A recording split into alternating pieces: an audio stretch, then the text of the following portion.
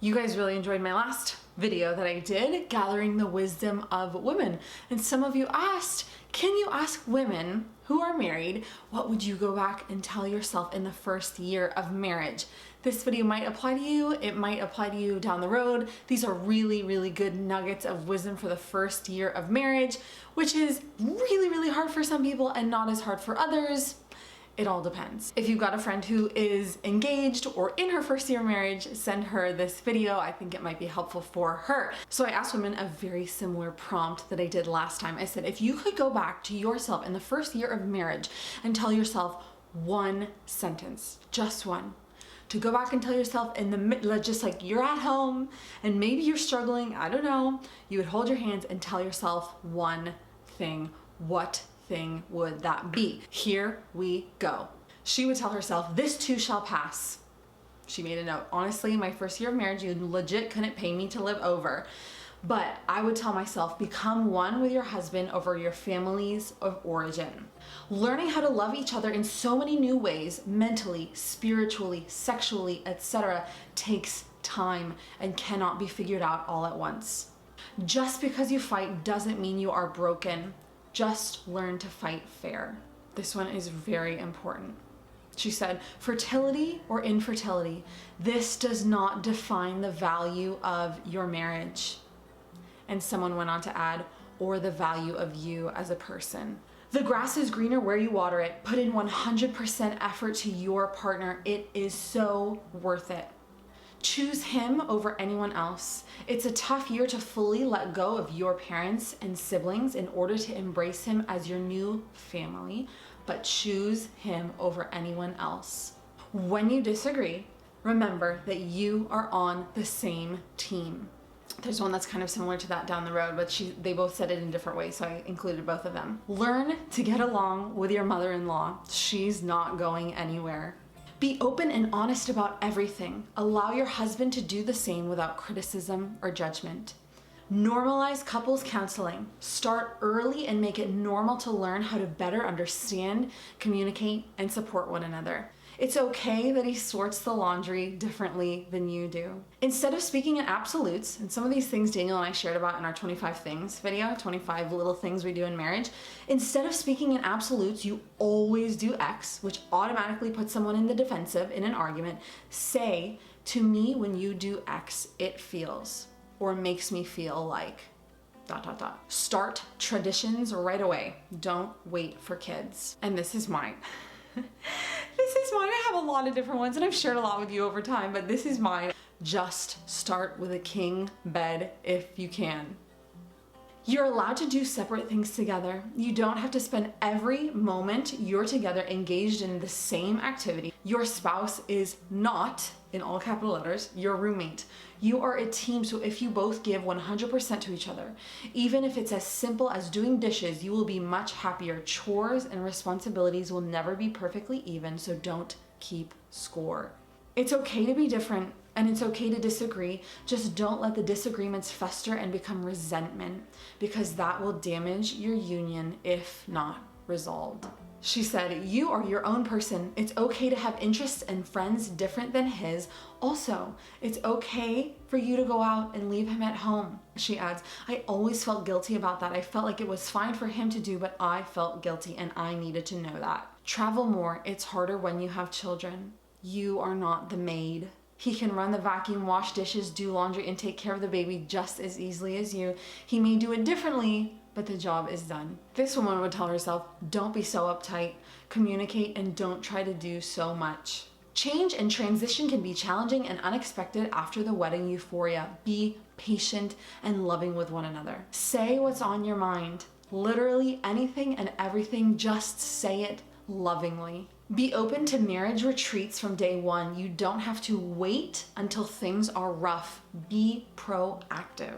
She said, what you let him get away with in your first year of marriage, you will likely do for the rest of your life. If you pick up his socks the first year of marriage, you will do it your entire life, even after several children. From the beginning, decide who will do the laundry.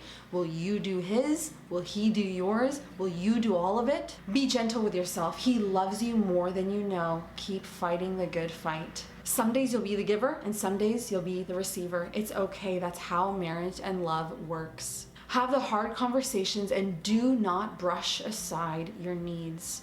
Say thank you. That's a big one for Daniel and I. Remember that you come from different views of what is normal and don't see things the same way, especially during those early years. Recognizing this and talking about it is going to give you more patience and understanding and less anger. God wants you to have a holy and joy-filled marriage. Insist on financial transparency and be financially transparent yourself to your husband. Even if one of you is a bookkeeper, involve and report to the other and make finances a private matter between you two, not with your extended families. Love is a choice, not a feeling. Choose your husband every single day. This lady would tell herself this. This is not true for Daniel and I, but this was true for her. You're going to get to a point where you're arguing over how to fold towels, where to keep the ketchup, and how many coffee mugs you should own. Remember that none of these things contribute to your happiness or holiness, but the person in front of you does. Sex might not come as naturally as you assume it will. Begin that topic of discussion as you near your wedding day. Sometimes it can be the husband who does not want to have sex. If this is a struggle, know you aren't alone and get counseling and help early on when you feel you need it. Someone added, this is a great one. I would add, unlike the movies, men don't always want sex, and that doesn't mean they don't love you or feel attracted to you. One woman said, get your own covers. Which Daniel and I do. It doesn't look like some Pottery Barn, situation, but we each have our own covers and we sleep so much better that way. Ignore the timelines that everyone, including yourself, may put on you. This one is really good. Put this in your pocket. Keep a list of things he says he wants or is interested in when he brings it up the first time. So when it comes time for anniversaries, birthdays, Christmas, etc., you won't struggle to remember what you think he might want. That is really a good one. You are not perfect and neither is your spouse. Don't criticize every little thing and don't be overly defensive. Choose to laugh things off rather than getting upset over them when you know they don't really matter.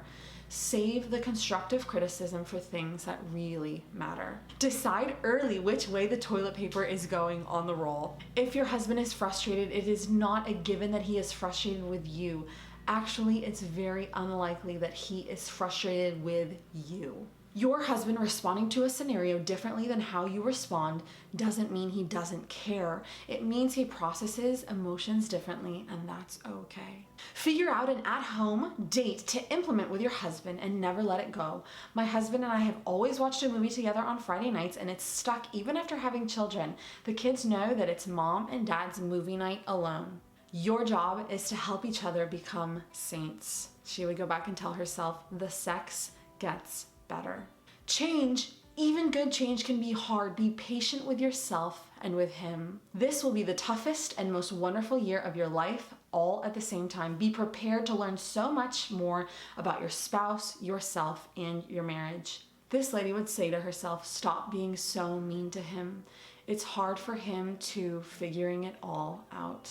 Intimacy, physical, emotional, or spiritual, is learned and practiced, and you have just started to learn and practice. Learn and practice with your spouse and with Jesus. Be gentle with yourself. This lady said, going to be more than a sentence. She would go back and tell herself, be patient with one another. Adjustments may be difficult, however, hang in there. The good times ahead, which are more than you can ever imagine, are worth every second of patience it takes during the adjustment period. Don't ever give up on each other and say what your heart truly feels. Set the foundation of open and honest communication for you two early on, and it will stand you in good stead in the future. This one is great. These are all great. You are a team. It's you and him versus the problem, not you versus him. It's okay to go to bed angry, she would say to herself. Fighting while tired is going to make it worse, and sometimes a new day can bring new clarity and grace for the both of you. When my husband and I were on our honeymoon in Costa Rica, she said, we would ask different married people we would meet if they could offer any advice to us newlyweds. The one that really stuck with us came from our taxi driver, Manuel.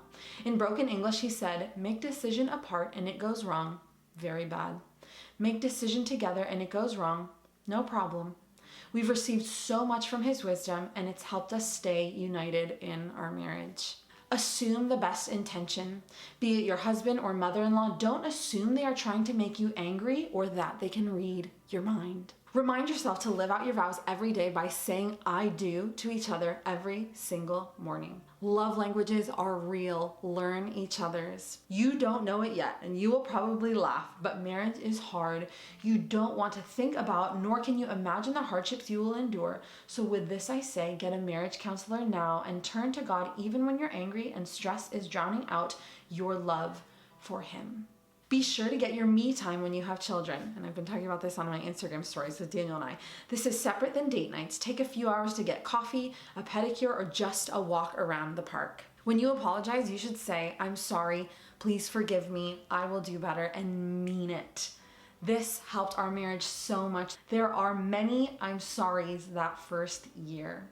Don't let your wounds from past relationships affect the trust you have for your spouse. Keep Christ in the center of your marriage and everything else will fall into place. That's what they would go back and tell themselves. And I think that is packed with so much wisdom. If you married women have something to add, you can go ahead and leave that in the comments below. But I think these are so good. Many are really helpful for dating relationships, for the first year of marriage, and for the many, many years of marriage. Daniel and I are we'll be 5.5 years in here soon.